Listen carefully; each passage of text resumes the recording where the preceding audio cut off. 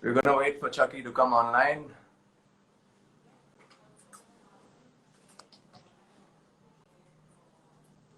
Hello. DJ Chuckie's in the house. DJ Chuckie in the house. What's up? What's up? What's up, guys?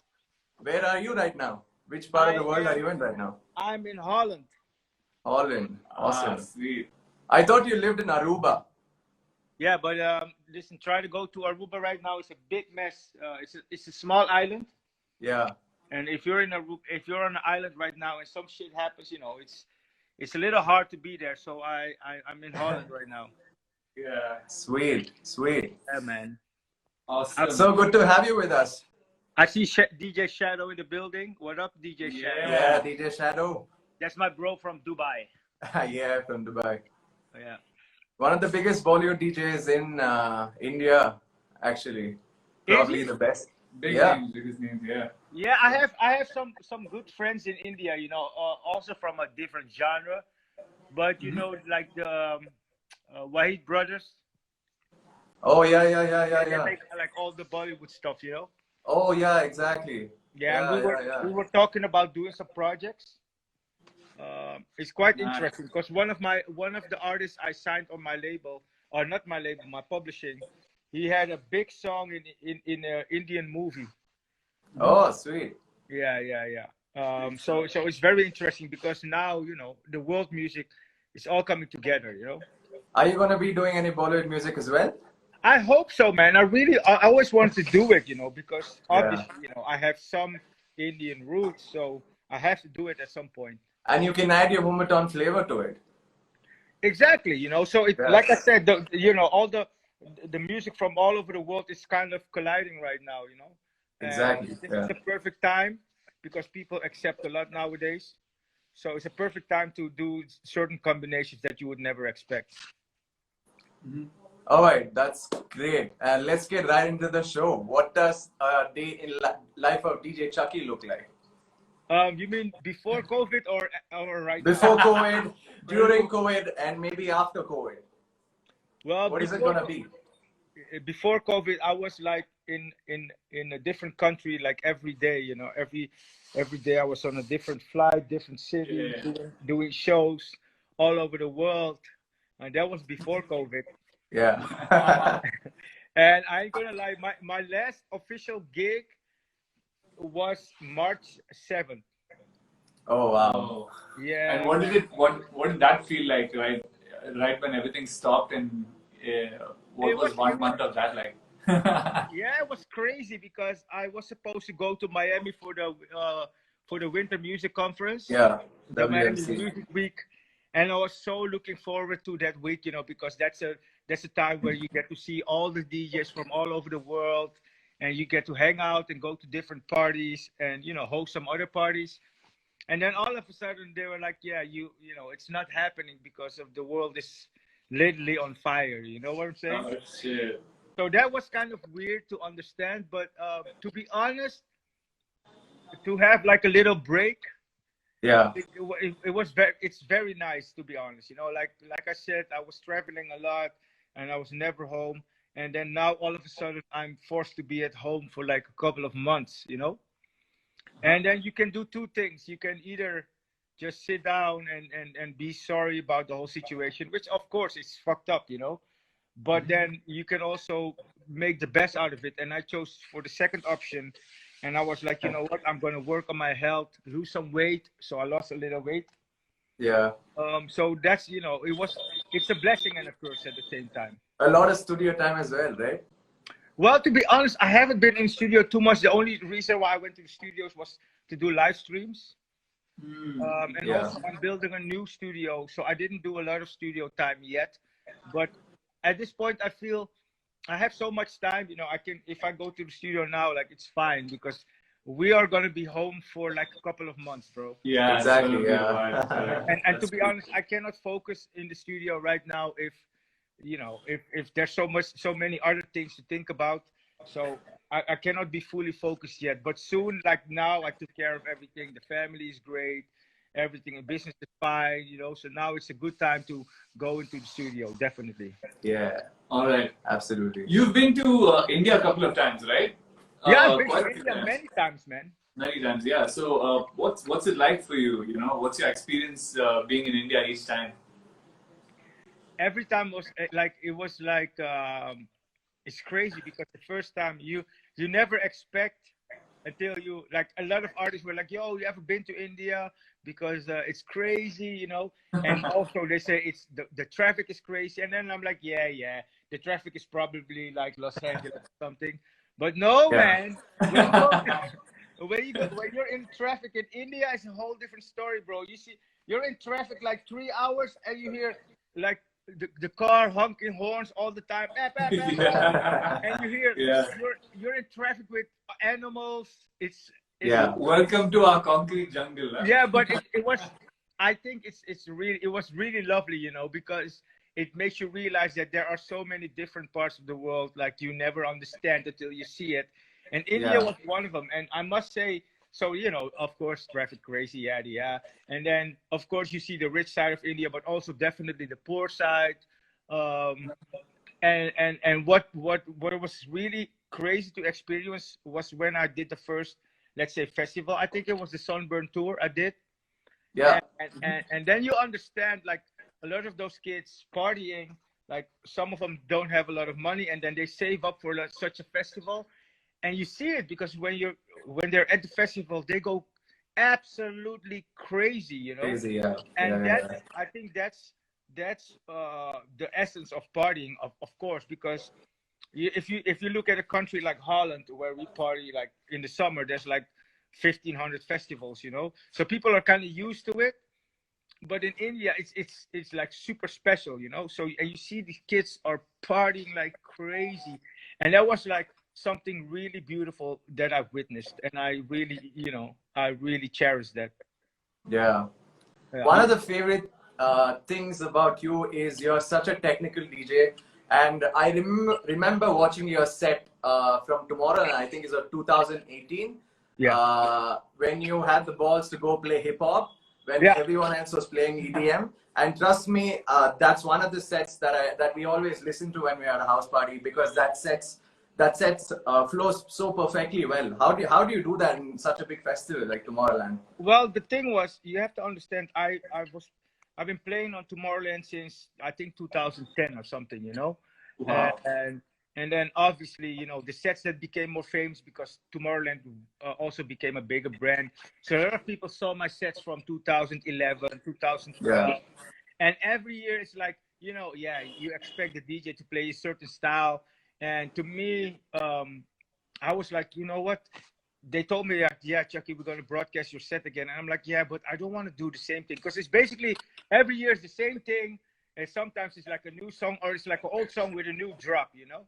Every year it's the same thing. And I'm like, I don't want to do that, you know. And I want to show kids that, you know, there's so many other things you can do. And I always try to do some stuff that inspires people, you know.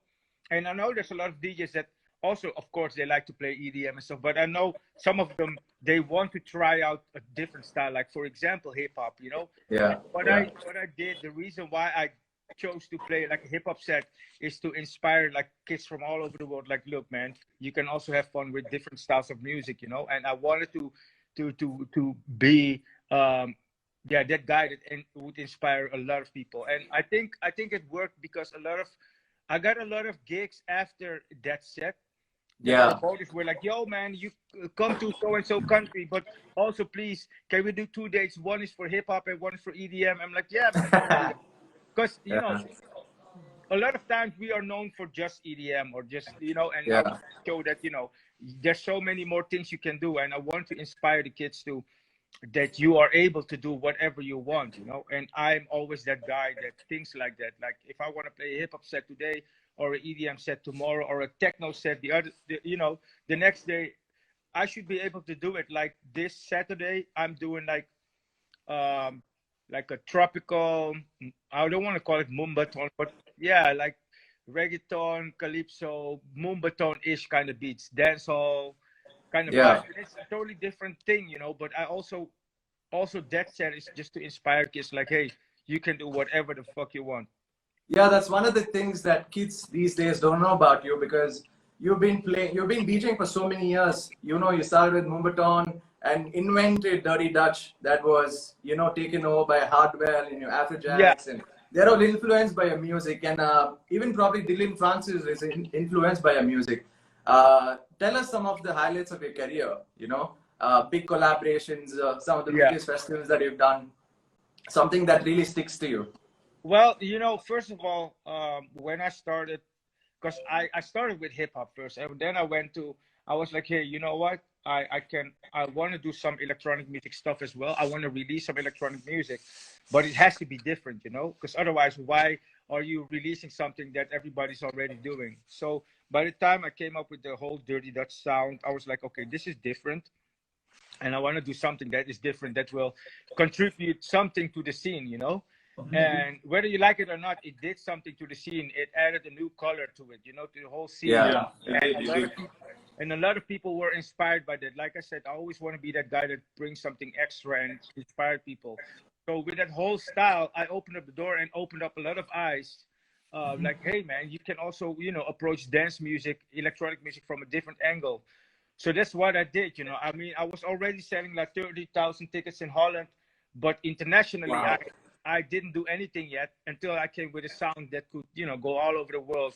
And, you know, that sound kind of really inspired guys like David Guetta, you know. Even influenced his album, like, yo, I wanna mess with that sound. It's a really dope sound. Yeah, and that already is enough for me. But it also opened up a lot of doors, like I said, it brought attention to a lot of Dutch DJs. Like, hey, there's this country and they bring in an amazing different style, you know. And I just wanted to make sure that you know, I at least inspired some people. So that's what I did. And then from 2009, I started to do all these international festivals, you know. I basically did them all, you name them, from EDC to Tomorrowland to Sensation White, but also Coachella, you name it. You know, I've been on all the big festivals, and I've done them all. And also collaboration wise, I did remixes for Michael Jackson, Gloria Estefan, Enrique Iglesias, all the big. And you did one with J Balvin, right? Yes, and that's even a different story, because, you know, I know that I always wanted to be more than just, oh, he does electronic music and that's it. No, I always want to show that you can do more, you know, if you have, and just show it, you know, not like, hey, maybe my friend's sick, I'm not cool if I work for Gloria Estefan or something. You know, P. But the best part is you're so versatile. I mean, there's very few people who could juggle between all of these genres so easily like you do, I guess. Yeah, but I think a lot of people have it in them, but they're too scared to do it. You know? Scared to experiment. And I was always that guy that wanted to show that you could do whatever you want. If you feel like... Yeah, and I remember you did a track for Loco Dice's label, like super underground, super techy, I did you know? 3 tracks for his label. Yeah, but that's what I mean. I just want to show that, you listen, if you're known for EDM, but it's in your heart to make a really good techno track, go for it, man. You know, maybe try. Absolutely, At least give it a try, and if it doesn't work out, well, fine. At least you tried, you know. But do you think that it's made more or less because it was DJ Chuckie who did it? Would that be possible with somebody else? Obviously, I think was it easier for you to make happen? Well, I think it's harder. It's even harder because you have a certain stigma, you know, because you are Chuckie and you are known for this sound. You're known for Dirty Dutch with the hard sounds. How can you release a track on Loco Dice's label? Well, if you work hard enough and you believe it, then you are able to do it, you know. And then obviously the music has to be good as well, you know. But that's something, and also releasing a song on a techno label like that, I hope I inspired some kids to say, like, you know what, I can do it too, man. And that's all I want with this whole thing, you know. I want to inspire people to do great things and to show them that, listen, if I want to make a Bollywood song today, I will do it. And tomorrow I can release the hardest EDM track or the most underground techno record, or produce a record for J Balvin. Yeah. If you have it in you, then why shouldn't you, you know? Yeah, exactly. Absolutely. Yeah. When we were discussing, you know, the next artist we should have for Backstage Talk, and when Mo mentioned that let's get Chuckie, we were like, hell yeah, you know, we definitely want to do that. You know, it's I'm something really that we were looking forward to. I'm really honored to be on your show, guys, because to me it means a lot, you know. And I never forget, because when I didn't have an international career, I was always dreaming about, you know, having recognition worldwide. And then for me, if a company from India wants to do a call with me, it's for me, it's a big honor because, you know, I didn't have that. I could only dream about it. And now these things Wow. happen. So for me, it's an honor, you know? It's incredible for us to see you being so humble even at this stage. It's Oh just an yeah, man. inspiration. Yeah, but that's what I think. I think it's really easy to stay humble once you always go back to that first day you were dreaming about a career, you know. And Yeah. I will always put myself back in that position where I'm like, I remember when I was in my bedroom looking at my turntables, hoping to get gigs, you know, and then all of a sudden you have gigs all over the world, you know, and then people recognizing you by asking you if you want to do an interview. For me, that's incredible. That Wow. only shows it's like an appreciation on the hard work, you know. Yeah. So would you say that that's one of the reasons why you're still on top of the game after so many years? Rather, why don't you tell us what is the secret behind why you are like still on top of the game? Well, So I many think years into the game. Yeah. I don't think there's a blueprint for it, but I can only tell you what I did and what I believe in. You know, like one of the things is always, you know, there's in this industry there's so many egos, and I believe that if you're just true to yourself and always, even though people might not like you who you are, but at least stay who you are. You know, it's very Yeah. important to stay very close to who you are, and then, you know, people either love it or hate it. And then in my case, you know, I was lucky that people understand, like, you know, okay, at least this guy is honest about what he's thinking, you know. And I always felt that the only thing I could do is stay very close to my belief and myself and my vision. And, you know, that helped me a lot because a lot of people try to go do what everybody already is doing, you know. And I'm always the opposite of it because, you know, if everybody goes to the right, I go to the left because I'm like, hey, you know, everybody is already on the left, on the right, let me see what's on the left, you know. Exactly. And Yeah. I think that's important, but that definitely helped me, and which created a track record for me that, hey, yeah, we know Chuckie from oh yeah, Chuck is one of the big names in EDM, right? Yeah, but he was a hip hop DJ, yes, but he also released music on a techno label, yes, but he also worked with Michael Jackson and Gloria Estefan and P Diddy Wow. and you name it. Like, and he, oh yes, oh yeah, but he also made reggaeton music for J Balvin, right? I think that story alone makes it special, you know? Yeah. Yeah. Yeah. Okay, we want to move on to the next segment, which is quite fun, to be honest. We've put a bunch of fun questions together. It's mostly going to be like a rapid fire where you have where you can answer, you know, in one word. All right. So let's get it started. Bring it on. Yeah. Okay. Let's go. Best gig you've ever played? Dirty Dutch 2008. Wow. Okay. Nike or Adidas? Nike. How many pairs of sneakers do you own? I can't even. I don't. We were hoping you'd say something like that. No, but here's the story. Everybody hoping that I would say that, but I actually don't have a big collection because I give a lot away. You know, every year Yeah. I give almost all my clothes I give away, and then I Wow. buy some fresh stuff. So my collection is small, but still, it should be maybe like, I don't know, 50 pair or something.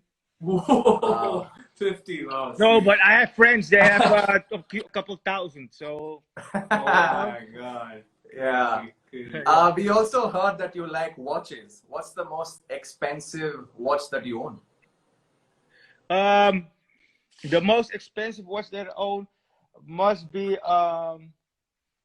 the I have a Hublot, a black one, and Wow. it's yeah, but it's the most expensive one, but it's not the most precious one to me. Yeah. Okay, which one is your most? The most if you would say. there's two. One is the first Audemars Piguet watch I bought. Is because when I started making money, that was the first watch I bought, and yeah, expensive. Which, like, I don't know, it was like 15,000 something. Jesus. But yeah, but the one I love the most, because I have a couple of watches, but Yeah. I don't care about those. I care about the The Apple Yeah, the Apple one, huh? But this one has a special. I think everybody's moved on to this now. For Oh, that's got some bling. Ooh. Sweet. Yes. So that's my Sweet. favorite watch. Yeah, man. So That looks great. Yeah, and it's specially made for me by my friend in Atlanta. As you can see, it's very lovely. nice. Yeah. Yeah, man. That's my favorite watch. Yeah. Damn cool, man. Yeah, Damn because cool. it's not a lot of people have a very special piece like this. So I'm happy. I'm really happy with this watch. Like you see, the back is like this. Yeah. And Ooh, it's that's all really sick. yeah, it's all. It's got the bling. Yeah, The but bling this is my favorite watch. So I don't care about the Hublot. I don't care about the Audemars. I care about this one because my friend made the case for me. You know, he made the case, and that's a very special one. And I think the reason that it's personal obviously makes the cut, right? 100%. That's definitely true. So I'm really happy with this. But to be honest, I've noticed that I don't really care for those things. Even though, like, I'll tell you a story. When I started traveling, and I started to have international gigs, and I started to make money, I was like, yeah, I will buy all the Louis Vuitton suitcases, you know. Oh. And I bought the whole collection. I had the backpack and all the big trolleys, you know, the big suitcases. And then after 2 weeks of traveling with them, I was tired of it because I was too scared of losing it, you know. And I'm like, this is too much headache, you know. I should be worried about not losing my music, but I was having headaches because of losing my suitcases maybe. So I'm like, nah, man, this is not for me. And to be honest, the last time I bought like expensive sneakers is years ago, man. I have friends, they buy $1,500 sneakers, and I'm like, no, man, I'd rather buy 10 pair of Nikes for $1,500. You know what I'm saying? Yeah. Absolutely. I hardly buy. It's good to keep it real sometimes, yeah. Excuse me? I said it's good to keep it real sometimes. It's more about, it's almost it's not even about keeping it real, because if a Louis Vuitton bag keeps you real happy, then that's what it is. But it's about, for me, what is important to take care of, you know? Like even in the crazy times like right now. So we had like the first wave of COVID, you know? And to me, like everybody feels like, okay, it's almost over. We might go back to normal soon. But to me, it's more important to focus on what if a second wave happens, you know? We better be ready for that. Yeah. You need to be prepared for that. Yeah. Yeah, so those are the things that keep me busy, and not about an expensive car or expensive shoes or stuff like that, you know? Yeah. And the basics of everything is that I just want to make sure that I am covered so that I can keep on making music whenever I want, because that's the passion, you know? It would be horrible if I don't take care of my future plans and all of a sudden I need a regular job and I cannot make music anymore as much as I want. That would be, you know. Yeah. Fair enough. You want to jump? Okay. How many tattoos do you have? I have a lot of different ones. I have a lot of different. So I have my son's full name. So Joshua Emilio Clyde Narain, which is my first and last name. As you can see, now it's like an Indian last name. Yeah. It's because my dad is half Hindu. Oh. And half black. Yeah. Nice. I have some tattoos on my legs, but I don't have. Which one is the most special one? I like tattoos, but it hurts, bro. I don't care. And yet you have so many and big ones too. Yeah, but it hurt like shit. So like right now, I need to do some maintenance work on the roses I have on my arm. Like my children's date of birth. Okay. But I have to prepare like mentally because that shit hurt. Yeah, man, it's crazy. Okay, the next one's gonna be hard. Okay, Miami or Ibiza? Miami. Obviously. That wasn't even hard. It wasn't even hard. I'll tell you why. Because first of all, Miami is very close to my motherland, Suriname. It's like a 3-hour flight. Ibiza is too expensive for everything. And you know, Miami, I kind of feel home. You know, Ibiza it's like a place I would go visit as a vacation. But Miami, I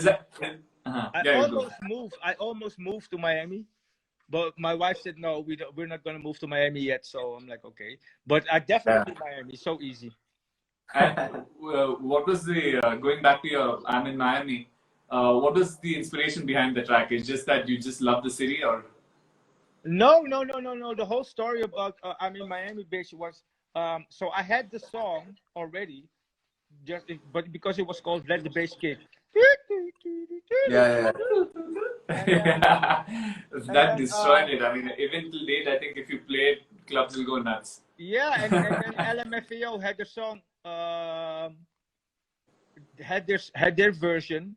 Yeah. And then we did a mashup, and the mashup became even bigger than the original, you know. Yeah. It was I'm in Miami based. So before you knew it, we sold a couple of 100,000 T-shirts or something like that, and a lot of it was like top 5 in the UK. Wow. It was crazy because I never expected a Dutch song to become so big back then. You have to understand that it blew up. It was like literally everywhere. It was but everywhere. also the song was big before electronic music was even really big in the United States. Yeah. So it was crazy for everybody to see, like, yo, what is happening with this music? It's going everywhere. It's going in the charts. So it's crazy.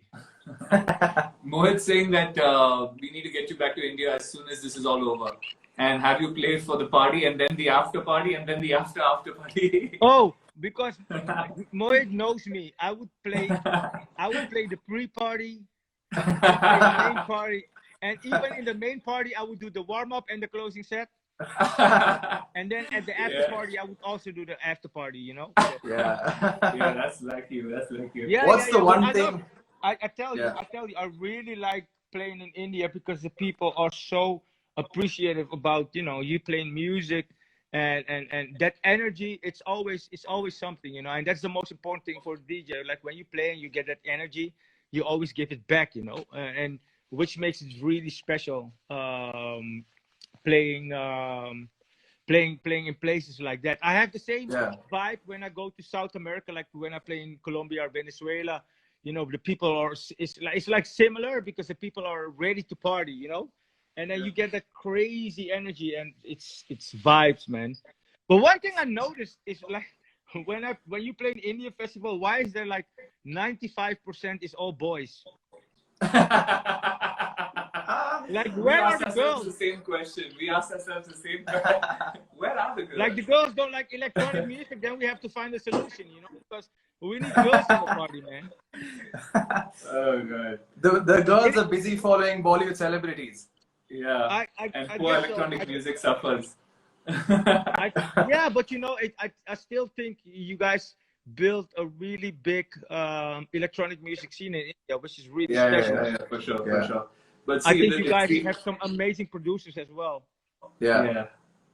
Sweet. It's funny that you mentioned that. Is there somebody that you have in your mind, like anybody that's really inspired you or you found interesting? Yeah, there's a couple, but I forgot. Don't remember the name. And he's gonna hate me because I speak to him a lot, but I just forgot his name. Shit.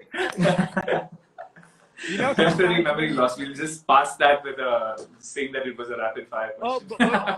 But there's a couple of people. Fuck, man, what's his name again? There's one. He also released a lot on Revealed, I think. What's his name again? I think you're talking about Satek. Satek or Shan? Shan? No. Fuck, man. I can't. I hate it. On the video. And he's gonna kill me when he finds out I forgot his name. He's one of the biggest producers from India, like as far as electronic music. Was it Lost Stories? No. Anis Sood? Give me 10 names. Shan, Satek. Satek, exactly. Yeah. That's my boy. Yeah. I love Sartek, man. He's really cool. I love him. He's a really cool guy, and he's a really good producer. And also, the guy that I also like, I call him the Indian Martin Garrix, the pretty boy. Zayden. Huh? Zayden? Yeah.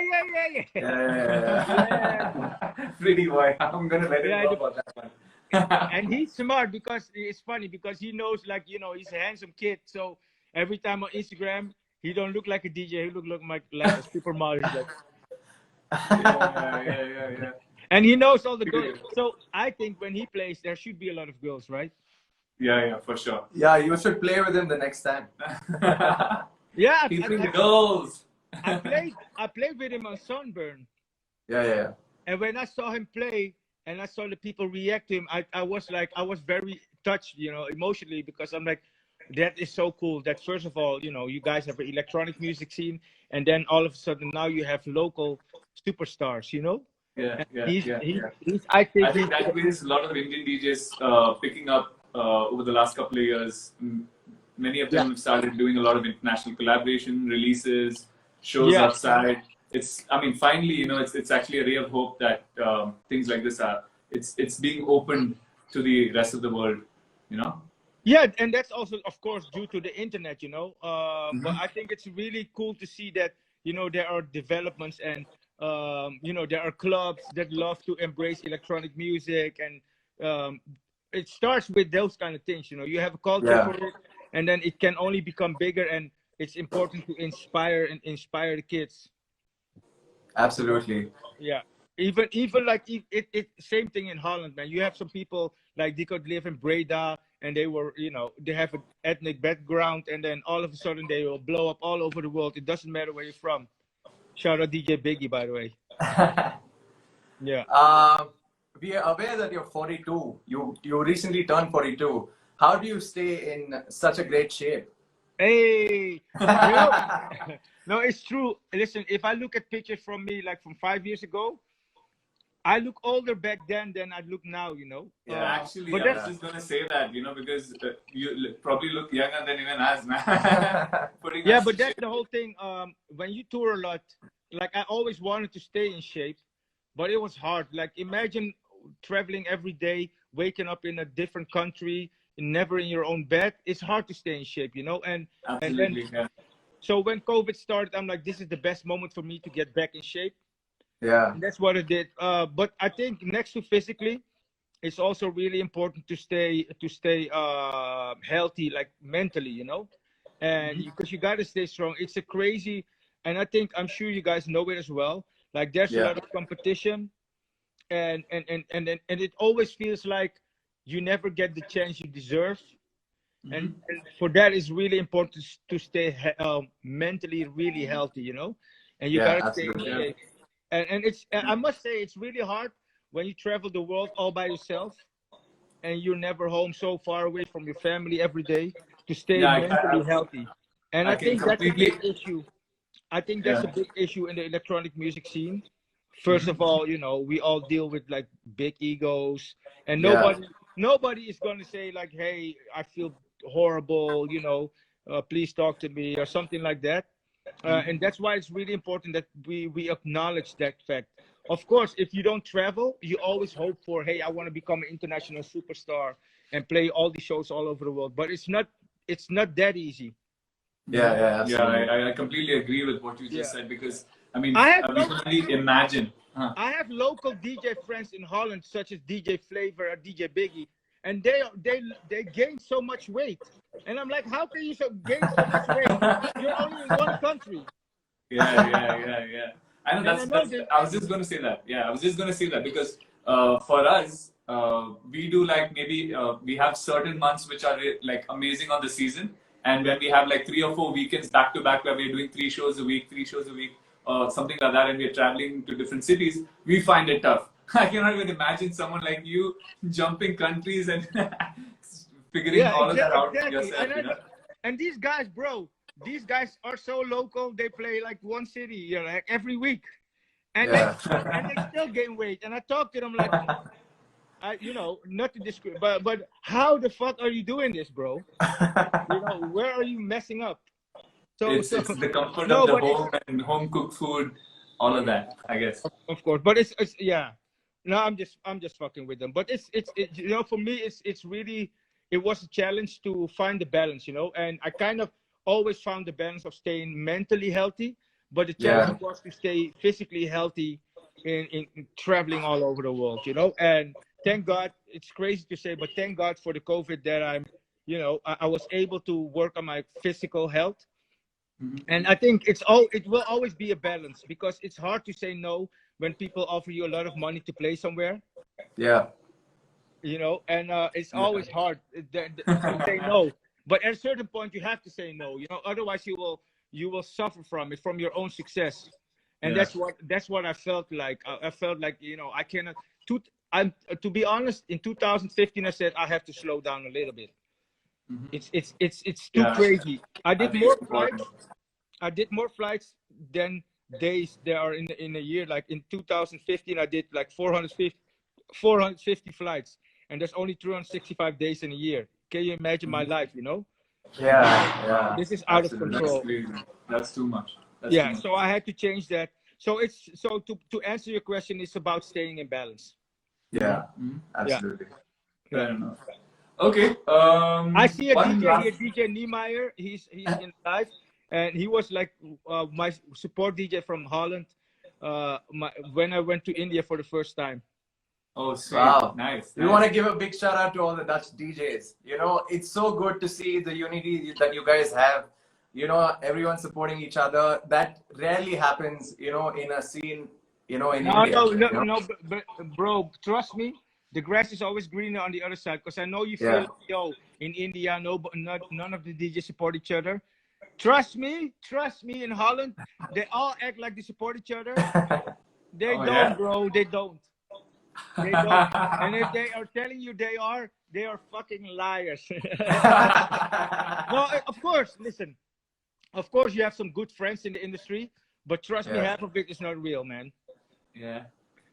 I can tell you for sure that's definitely the case. But on a local scale, there are some DJ friends. Like I have apps, like group apps with DJs, and we're talking about live, we're talking about music and everything. Of course, there's some support, but it's not like the way you think it is, bro. Yeah. What's one advice? What's the most, valuable advice that you'd give to up and coming producers or DJs? Okay, that's very simple, man. Just practice a lot, and always give it like 100%, and don't try to grow too fast, because I know, you go online and you see, oh, this guy released on this label, and all of a sudden now he's on the main stage. He didn't just release on a label and now he's on the main stage. The guy probably worked hard years before, and you should never forget about the process. The process is so important. It's so important, bro, that people think, they only see the guy, he's on the main stage and that's it. No, the guy probably worked his ass off his whole life to get somewhere, and we must not forget how important the process is. And of course, like I get it a lot. Even on Instagram, like, yo, Chuckie, what's the secret of, hey, I'm a DJ, I'm 16, and I just started DJing. How do I do it? And then I'm like, first of all, get your ass off Instagram, get your ass off the phone, get your ass in the bedroom and start practicing, That's really important. And people forget, like, because they're online all day looking at all these superstar DJs, but they forget that all these superstar DJs invested a lot of time. A lot of the superstar DJs were there before electronic music and social media blew up. So we had a lot of time to practice, and that's just important. Absolutely. It's amazing that you say that, because for us as well, we've been DJing for like almost 10 years now. And just very recently, even though we've released 1 or 2 tracks in the past, we scrapped all of that. And we decided to start all over again, and we just released our first single last week, and that's what it is, exactly. We can so relate to it. It takes so much time, and it's just went so much of processing to finding, what we want to do finally, and then now we have another release coming up next week, and one after that again, and it makes so much sense for you to say that it actually took so much time behind all of this, and now we're like, by everything, all the stars are aligning and things are just falling in place one by one. That's what it is, bro. Like, and you know what, my success story might not be the same that would work for you, so why keep looking at my success story? Start building your own story, and build your own legacy. I think in the basics of everything, like in the fundamentals of this, is that first, when you have a strong belief and you believe in your own sound or your own vision, stick to it and work as hard as you can for it to make it happen. Not like, hey, I want to be like David Guetta, let me read his history, maybe I can do the same. It doesn't work like that. It all starts with a strong belief. Like everybody that really made it in the music industry, probably in the beginning when they started, they had a strong belief and went for it. Yeah, and that's what it is. And people forget, like, people see all these stories on Instagram, like, oh, like, look at this DJ, oh, he bought a new bike, oh, he bought a new car, oh, he built a new studio. Forget about all that. Start thinking about, how did he get there? He did something right. And most of it, 90%, maybe 95 or 99%, most of those guys worked hard. And that's what a lot of people forget, that of course, like, when you see us on stage for 2 hours doing a 2-hour set or a 1-hour set on Tomorrowland, they only see that, but the 1-hour set is only one part of the job, and then all the months and weeks before were all preparation to that 1 hour, and people don't care about the preparations. They only care about, but the 1-hour set he did, he played so and so sound. Nah, man, what did he do? Because if he's on stage, first of all, he's healthy enough to stay on stage. And then you think about, but this guy just came off tour, 2 months of touring all over the world. How did he do that? Those things we can't forget. Absolutely. Real talk, bro. And we want to ask you, like, there's some DJs that never made it, and they played a lot. I have a lot of those friends, and they never made it, and then they only play local. Then it's probably you did something wrong, bro. I just want Garrix right now. I see him. We have lots of people. We have one last question for you. Before we ask the question, we want to give a big shout out to everybody that tuned in live with us today. People from India and people from Holland. What's that one? What do you want to say to your Indian fans and all the DJs? And what's the what's the advice or one positive message? To everybody, because it's a tough time for all artists around the world. Listen, I am not a universal problem solver. I don't have a universal problem, way of solving this whole COVID thing. And if I just narrow it down to, let's say, the electronic music scene in India, I think it's really important to embrace your local talent, And of course, you adore people from abroad and from other countries, is fine, but really be critical to your local producers and see, like, there's so many guys that have a lot of talent, but they are just not getting looked after and looked at, because they're like, oh yeah, but Sartek, he's from here, or Zayden, he's from here, so it's okay. I'd rather listen to this and this guy from Germany or from Holland. But there is I think it's time to embrace your local scene. Because there's a lot of talent, and if we all do it in our own way, like, if the festival lovers promote and support the local artists and the local festivals, it's already helping. If the local festival promoters support local DJs and so on, you know what I'm saying? And there's like a lot of established artists locally that can help local small upcoming artists, So I would say to everybody in India, just start embracing and supporting your local artists even more. Well, we've got a question that's come in. Is that, how did DJ Chuckie become so big all around the world? What was that one turning point question?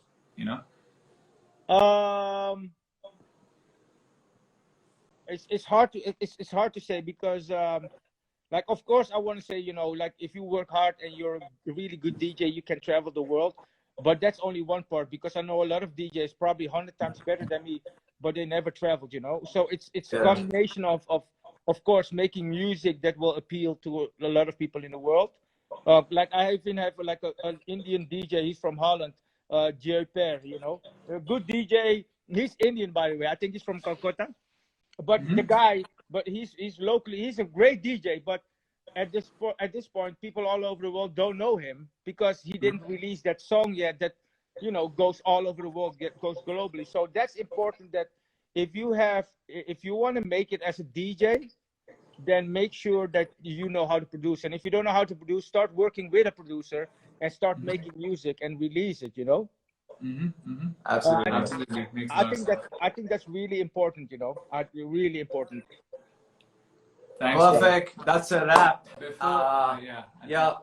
Before Before we leave, I just wanted to say that we've had the privilege of working with a lot of artists from around the world, and this conversation in the last 30-40 minutes, you really you covered the entire spectrum. And to have somebody really, I mean, it's one thing to be an amazing DJ, but the main thing is that when you are at a position that has crazy influence over a lot of people, saying the right things also and doing the right things is very important. And I think this session, in summary, was just that. You've said the exact. Yeah, you've said it all. You've done it all. This couldn't have gotten any better. Yeah. And shout out to Prism and Mohit for bringing DJ Chuckie. And shout out to you for sharing all this words of wisdom. Yeah. Before we head out, can we get one picture? Let's just take a screenshot. That's it. Yeah.